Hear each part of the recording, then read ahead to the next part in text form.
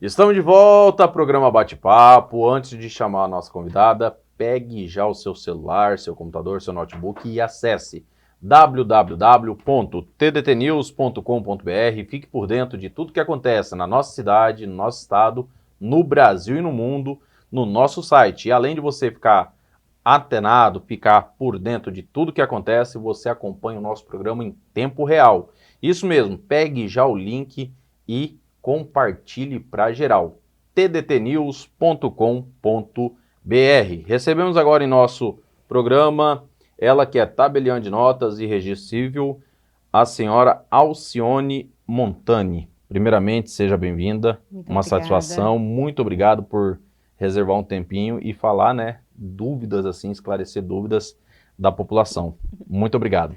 Muito obrigada, Crispim, pelo convite. É uma honra estar aqui. Espero poder colaborar e esclarecer dúvidas dos seus telespectadores. Tabeliã de notas e registro civil.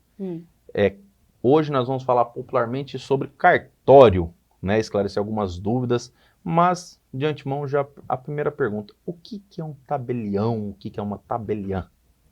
Olha, tabelião é um profissional do direito dotado de fé pública, concursado.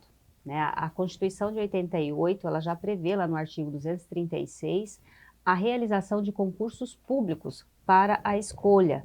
Então, é uma escolha que visa o mérito, né? A pessoa tem que se preparar e é um concurso difícil, tem muitas etapas, semelhante ao concurso para a magistratura, né? Para quem quer ser juiz, então exige bastante preparação.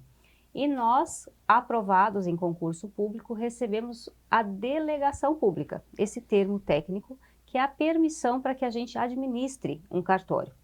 E a escolha de acordo com a classificação. Então, aí você vai decidir se vai para um registro de imóveis, de notas, né, de acordo com a classificação e com a afinidade. Ou vai para tudo também, ou não? Não tem a possibilidade de ir para tudo. Não tem a possibilidade. Não. Até porque em algumas situações um faz, o outro dá uma conferida também. Você pode perceber que normalmente tabelionato de notas está separado de registro de imóveis. Não é a realidade na capital de Cuiabá, né? A gente tem aqui essas atividades cumuladas, mas basicamente no país inteiro essas atribuições são separadas. Certo. Separamos alguns tópicos que a gente viu que pode ser um pouco mais de relevância para a população, mas se deixar aqui a gente vai ficar 1 hora, 2 horas, porque tem muita dúvida quando se fala de cartório, de registros, né, de situações, quando se fala de leis, né? Então, hoje a gente separou alguns tópicos e um deles vai ser compra-venda de imóveis ou os contratos de compra e venda. Quais são as principais dúvidas? Como que funciona no cartório? Tem pessoas que compram casa, aí vai lá, faz um cartório de compra e venda, e aí já acha que é dono do imóvel. É por aí ou não? É bem por aí. Olha, eu já tive a oportunidade de pegar um contrato de uma página só e a pessoa achar que já é dona do imóvel. Então, infelizmente, há uma carência de informação. Então, agradeço a oportunidade de estar aqui, falar um pouquinho sobre isso. Às vezes a pessoa até foi um pouquinho mais cautelosa, fez uma procuração pública, transmitindo poderes para lavrar a escritura depois e até para si mesmo, existe essa possibilidade, mas ela ainda não é dona. Então, eu tive uma situação em que recebi uma senhora no cartório, ela chegou com a procuração e mais 4 subestabelecimentos, né, um para o outro, e ela falou: eu sou dona, agora eu quero vender. Analisei as procurações, os poderes que ali tinham, e eu tive que dar a triste notícia: senhora, você ainda não é dona. Nunca foi, na verdade. Ela regalou o olho e falou assim: como assim? Eu comprei, eu paguei. Falei: mas não é assim que se transmite a propriedade. Quando você faz um contrato particular, é só entre vocês esse acordo. Não se torna conhecido, a não ser que você registre no cartório de registro de títulos e documentos, para conservação e para conhecimento de terceiros. Por que eu falo conservação? A gente conversava ainda há pouco, né, separado. E se molhar? E se queimar? E se perder esse contrato? Já era. Como que você vai provar que você tem esse contrato, que você pagou? Tem uma situação, né? Eu comprei um imóvel, né, seu. Só fiz o contrato de compra e venda, 2 folhas. Nem Deus vai te deixar, você vai bateu as botas, faleceu, molhei o papel, e aí? Aí você vai ter que contar com a boa vontade, a boa fé dos herdeiros de reconhecer. E se não tiver outros herdeiros, você vai ter que ingressar com processo judicial. A dor de cabeça, a morosidade, contratar advogado, o gasto vai ser muito maior. Então, fazer uma escritura pública de compra e venda, que as pessoas às vezes acham que é caro, vai te evitar muita dor de cabeça e vai passar muito mais segurança O que jurídica. devemos fazer nesse caso? Vou comprar um imóvel, vou pagar à vista. Então eu tenho que transferi-lo para o meu nome, tenho que lavrar a escritura, como que se... Sim. Primeiro assim, antes de comprar, eu recomendo que você verifique, investigue um pouquinho o vendedor, vê se ele não tem ações contra ele, protesto, ações de execução, né, para não configurar fraude a credores, é uma cautela que é necessária de se verificar. E, tirando as certidões, viu que está tudo ok? Vamos lavrar a escritura. Por que a escritura? Porque ela é lavrada por um tabelião, que tem fé pública, que vai verificar que você realmente manifestou a vontade, que você realmente quer vender, que você está em sanidade mental, que você não está louco, porque tem gente que depois muda de ideia, né? Fala, não sabia o que eu estava fazendo. E quando isso é feito perante um profissional qualificado como um tabelião, não tem dúvidas da manifestação de vontade, porque se nós tivermos qualquer dúvida, não celebramos. Uma vez lavrada essa escritura, o comprador é orientado a levá-la a registro no registro de imóveis competente. Por que eu digo o registro de imóveis competente? Porque a escritura, ela pode ser realizada em qualquer tabelionato de notas do país. O que vai pegar a questão da assinatura, quando que pode ser online, tá? Porque essa já é uma realidade aqui no Brasil, ou presencialmente, ou por procurador. Mas o registro, somente no registro de imóveis competente. Então, se o imóvel é de Várzea Grande, só vai ser registrado no primeiro ofício de Várzea Grande, porque lá tem um ofício único. Então, se o imóvel é de Cuiabá, vai ter que verificar quais dos registros de imóveis é aquele competente para o registro. Mas a escritura é em qualquer um. E só com o registro é que acontece a transmissão da propriedade. Antes não. O procurador pode fazer essa transferência, pode assinar pelo proprietário ou não? Pode, vai depender dos poderes que o autor... Da procuração. Isso. Pode, por exemplo, se eu recebi uma procuração para passar, inclusive, escritura para mim mesmo, o que eu quero dizer com isso? Que eu posso passar o imóvel para o meu nome. Então, tem disposição no Código Civil que permite isso. Se você está me vendendo e me passa esse poder, se você confia ou se você já combinou de já receber o preço, você pode colocar isso. Ou, se não, só vai ser representante. Só vai vender para outra pessoa, você pode estabelecer qual é o valor, porque se você deixar livre, ele pode ter a liberdade de negociar. Você pode exigir prestação de contas ou não, né? Quem vai decidir os poderes é o outorgante. Nós, quando lavramos uma procuração, a gente questiona quais poderes você quer para esta procuração. Vou entrar num detalhe que eu acho que muitas pessoas devem estar preocupadas. Hoje, nossa capital, vamos pegar pela capital, o estado do Mato Grosso inteiro nos assiste, mas vamos pegar aqui por Cuiabá. Tem mais de 60% que não tem regularização fundiária de imóvel. Então, é o famoso contrato de compra e venda de cartório. É o contrato de uma folha só. Quando tem. Quando tem. Tem muita ocupação também. Nesse caso, perdi o documento, igual a gente vai entrar, né, nas dicas, né, de qualidade de documento, a preservação, a pessoa, né?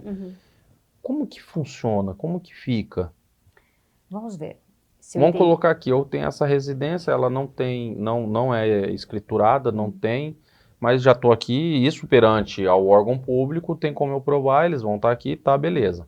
No dia que for regularizar, aí vai sair o habite, vai sair toda a documentação, aí que eu vou no cartório vai sair a escritura no meu nome. Tá. Só que se eu vendi isso, faleci, o João comprou, molhou o papel, e aí?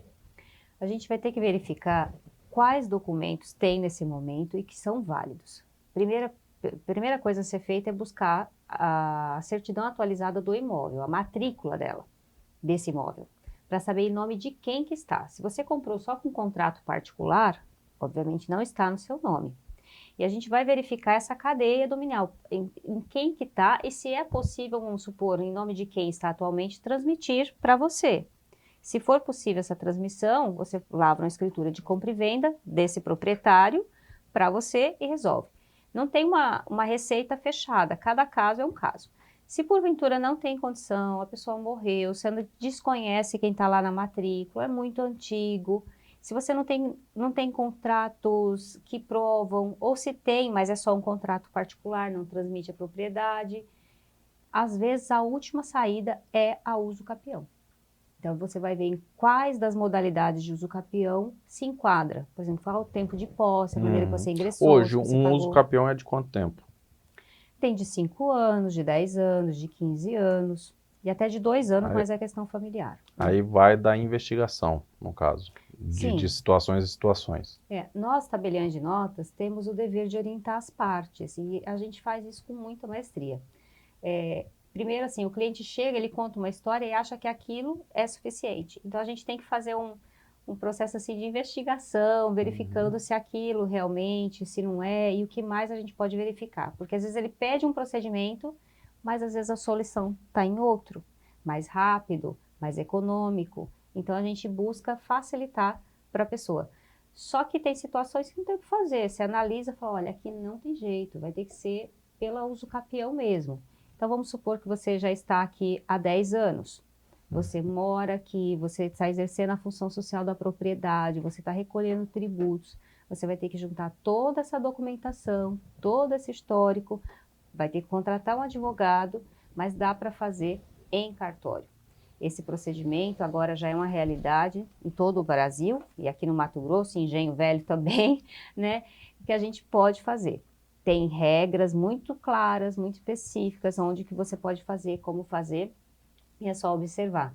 E a partir do momento que for reconhecida esse tempo, né, de prescrição aquisitiva, que é da uso capião, então pode ser levado ao registro, né, e aí você se torna proprietário de fato.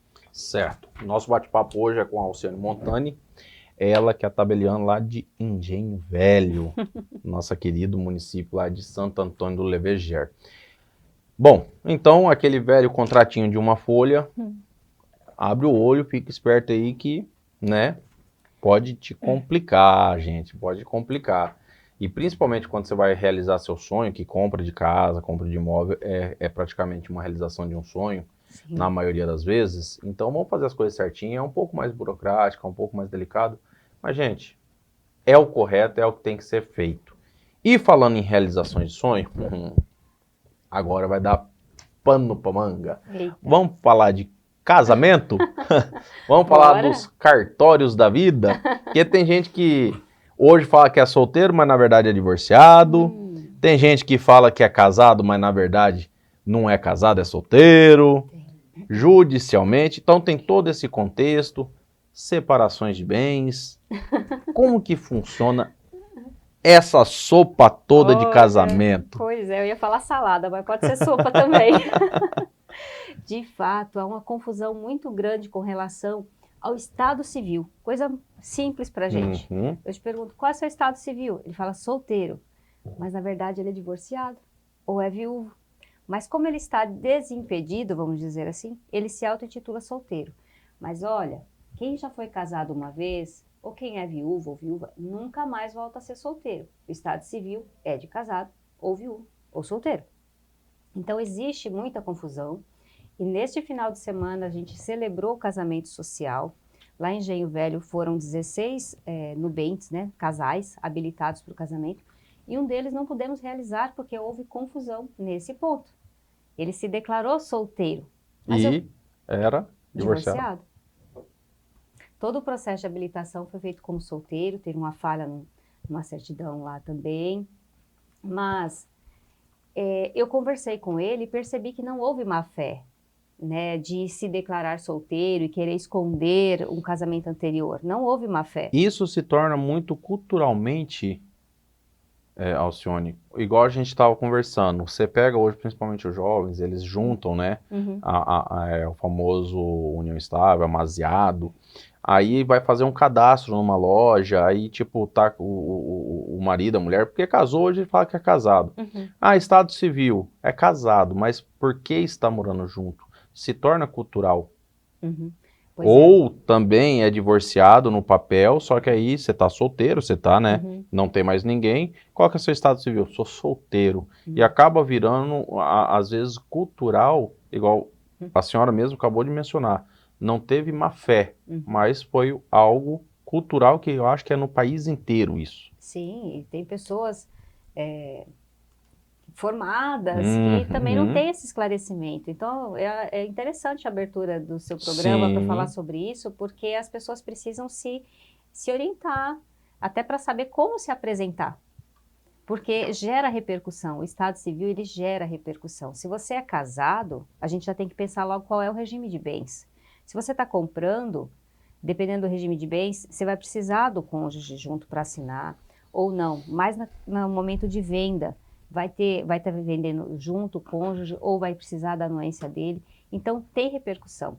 Nós, obrigatoriamente, perguntamos, faz parte da qualificação, qual é o estado civil. Se ele coloca solteiro, ou divorciado, ou viúvo, a gente precisa informar um complemento, convivente ou não em união estável.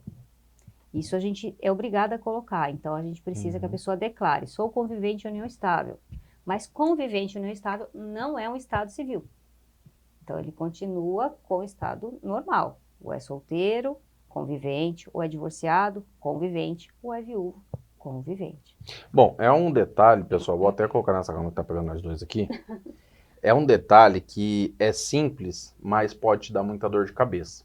Vamos colocar que você faça um concurso público, você passa na hora de você preencher ali um formulário, você coloca lá, sou casado.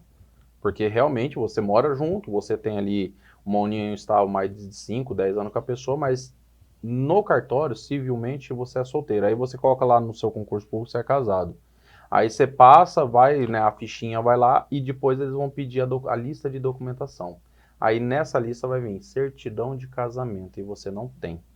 Aí é onde que entra toda uma, né, Vai entrar uma investigação, uma verificar se houve informação turbulência tal. E falsa. se você coloca solteiro, era simplesmente mandar sua certidão de nascimento e a vida segue. E não houve má fé, né? E Às não vezes houve má fé. Então é aquela situação. Se policie bem, preste bem atenção. Vai fazer um cadastro numa loja, comprar, fazer no banco. Qual é o seu estado civil, no papel, no documento? Você é solteiro? Ah, eu moro junto há 20 anos. Beleza, você é casado, você se considera casado, mas civilmente você é solteiro no papel.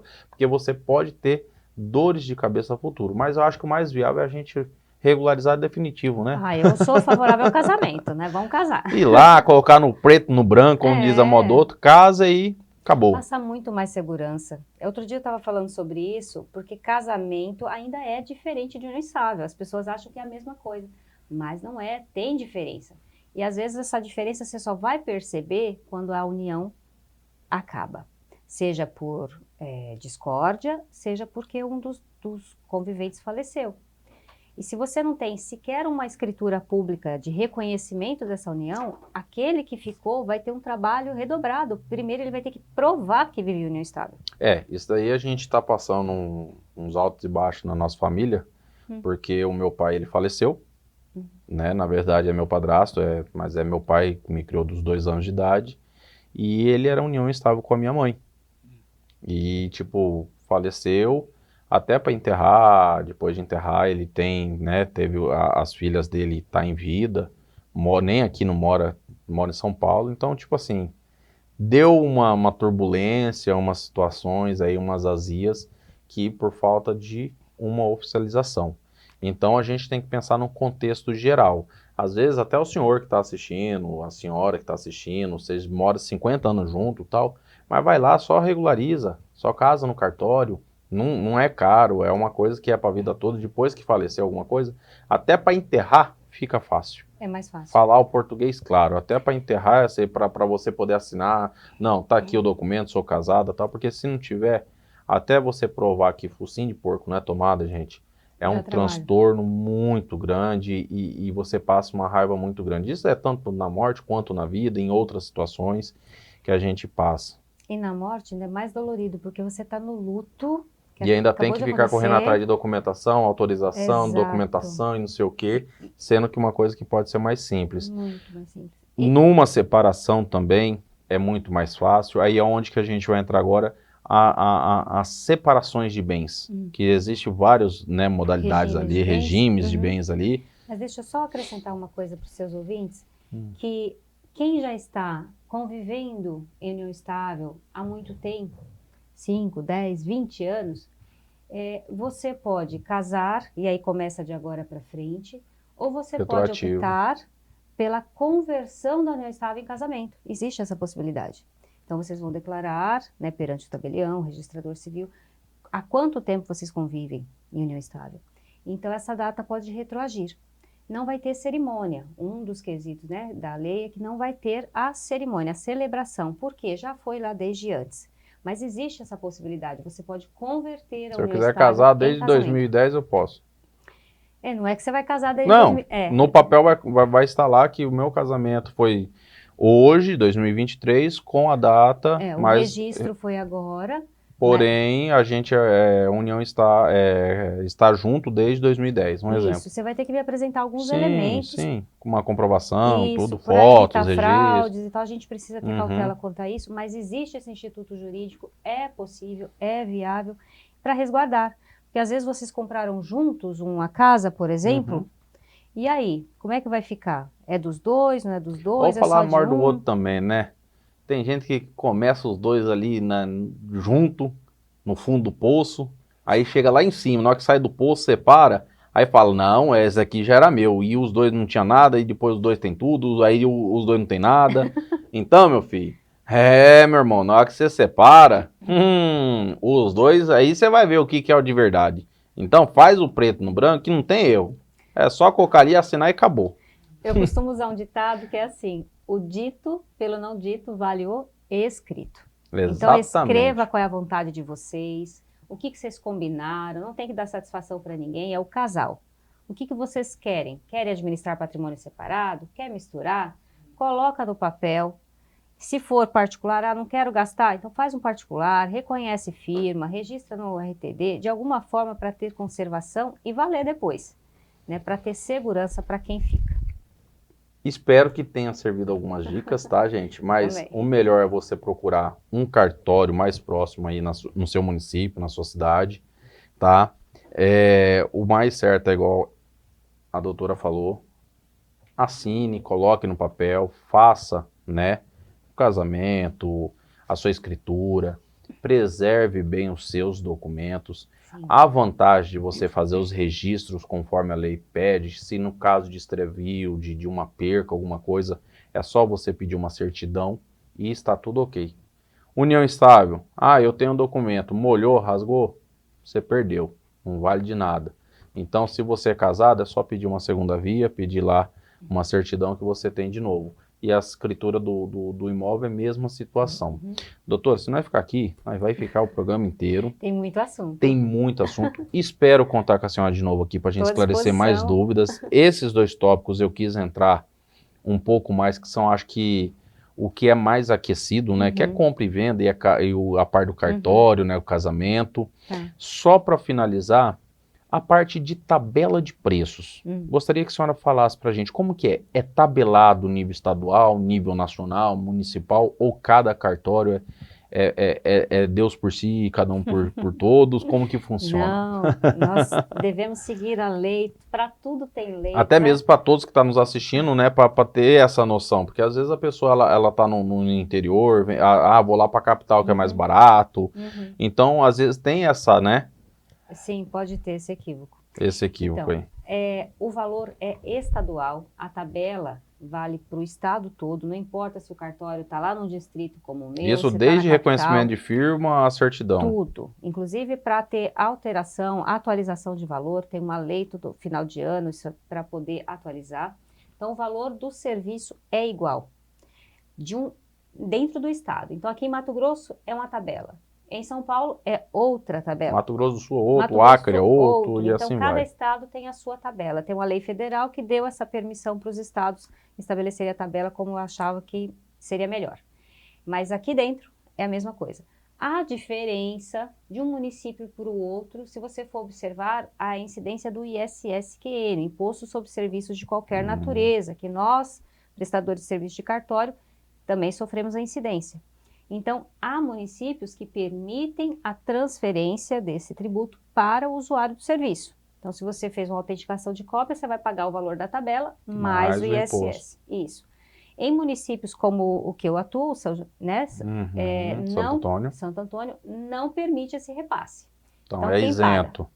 Ele não paga. Aí você que paga. Eu que pago.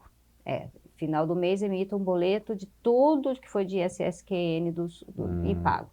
Então lá não permite. Então aí fala, fica mais barato? 5% mais barato, mas não porque é um desconto, porque nós somos proibidos de dar desconto. Aí vai da legislação municipal. Exatamente. Aí você tem que ver o seu município, se o cartório é autorizado a fazer esse repasse ou não. E aí tem essa oscilação de 5% de município para município por causa da legislação municipal. Isso. Tem municípios que pode ser 2%, essa alíquota muda de acordo com o município.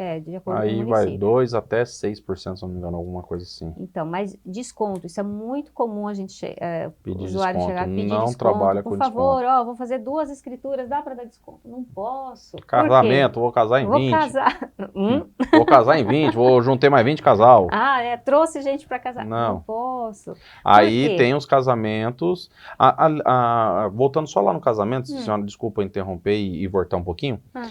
Eu esqueci de fazer essa pergunta. O casamento comunitário, quando junta a legalidade, a escolha de partilha de bens, é a mesma situação. Então, a pessoa que está assistindo falou, nossa, vai ter no meu município casamento comunitário. Gente, pode ir, abraça, vai na fé aqui. É o mesmo procedimento, é a mesma segurança jurídica. Esse daí é uma parceria do município com o cartório? Como que funciona essas ações de casamento comunitário? Que nós realizamos no sábado passado é um projeto que chama Cartório Amigo, da ANOREG, que é a nossa associação, né, de notários e registradores aqui do estado de Mato Grosso, onde nós, registradores civis e tabeliães de notas, nos reunimos para oferecer este serviço gratuito à população de baixa renda. Entendi. Tá? Então, aí tem os requisitos, tal, para poder... precisa apresentar alguns documentos, além do normal, né, para se classificar para esse tipo de procedimento, né, de casamento social. Legal. Uma vez aprovado, o procedimento é o mesmo, né, tanto para o casamento, quando você paga os emolumentos, quanto para o casamento social. A diferença é na celebração. E nós realizamos individualmente a celebração, mas em muitos cartórios que tiveram muitos casamentos, mais de 100 de uma vez, então reuniu e fez um casamento, a celebração ao mesmo tempo. Mas os atos são feitos de forma individual. Legal. Quero agradecer a senhora. Tá? Igual eu falei, se deixar a gente fica o programa inteiro. É muita dúvida, espero ter esclarecido bastante dúvida da população. Para encerrar, eu gostaria que a senhora fechasse nessa câmera, além das suas considerações, seus abraços, fique à vontade, falasse para a gente do projeto, né, de mentoria para tabeliã, que é um projeto que a senhora está montando para quem quer virar tabelião, quem quer virar tabeliã. Fale um pouquinho e já deixe suas redes sociais para quem tiver mais, né, dúvidas. Fique à vontade. Tenho uma alegria muito grande estar aqui com você, compartilhar essas informações sobre cartório. A gente percebe uma carência, né, de conhecimento na nossa área, que é bastante específica, inclusive para o ingresso na nossa carreira. Muita gente acha que para ser tabelião ou registrador de imóveis, registrador civil, tem que ter um parente, né, que recebeu de família, de herança, e não é assim. Já faz muito tempo. Então, se você quer ser tabelião, saiba que vai ter concurso aqui no estado de Mato Grosso, tem mais de 160 serventias vagas, e eu pretendo oferecer, sim, uma mentoria que vai ser uma orientação àquelas pessoas que querem estudar, que querem se qualificar e quer uma orientação de perto de quem já tem a experiência, tanto de prestação de concurso quanto da prática de serviço. Então, se você tiver interesse, pode entrar em contato comigo no Alcione Montani Tabelião, no Instagram, Alcione Montani Tabelião. Bom, para encerrar, eu separei 5 palavrinhas. Eu vou falar uma de cada vez. A senhora tem no máximo uma frase para falar o significado dela para a senhora. É um bate-volta. Vamos ver. Vamos lá? Vamos. Educação. Ai, contínua. Sabe, depois que você se forma, tem que continuar estudando. Não se engane. Passou no concurso? Continua estudando, não acaba. Saúde. Importantíssimo. Sem saúde não se faz nada. Precisa. Felicidade. A felicidade tem que ser todo dia, se contentar com as pequenas coisas, com as micro-realizações. Eu, às vezes, buscava a felicidade em algo grande, só no futuro, e deixava de viver o presente. Então, a minha recomendação é exerça a felicidade nas pequenas coisas todos os dias. Família. É a base de tudo. Família, para mim, é a base de tudo. Infelizmente, eu sou viúva, né? Estado civil, viúva. Tenho uma filha, 16 anos, é a minha fortaleza, é para ela que eu vivo, que eu busco e ser o exemplo. E eu acredito que a família é a base para a sociedade. Famílias fortes, sociedade forte. Deus. Acima da família é Deus. Tem mais. Alcione Montai. Última pergunta. O que é a vida? Um sopro. É só um respirar. A gente só está aqui enquanto ele quer. Alcione Montai. O que é a vida? Para mim é isso. Mais uma vez, muito obrigado. Eu que agradeço, Crispim. Nós vamos para um breve intervalo. Obrigada. E já voltamos. Obrigado, gratidão. Obrigada.